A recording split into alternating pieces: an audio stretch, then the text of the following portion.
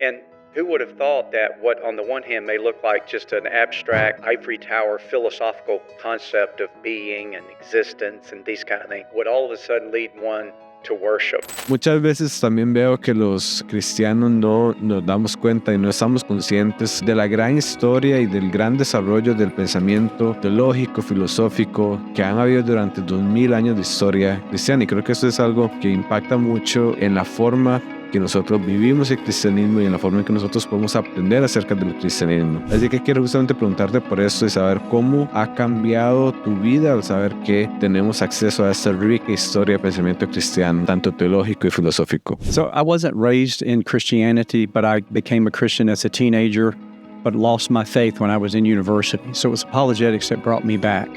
I began to reaffirm what I had already believed, but then I began to know why. And part of that quest of learning apologetics and stuff led me into the study of philosophy, for example, and began to discover through my teachers how robust a history there was of Christianity, of Christian thinkers on whose shoulders we stand today.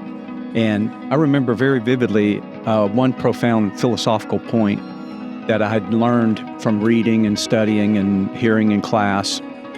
And I remember right where I was when it finally gripped me, the significance of, like, for example, to say that God not only created the universe, but that He sustains the universe at every instant of its existence.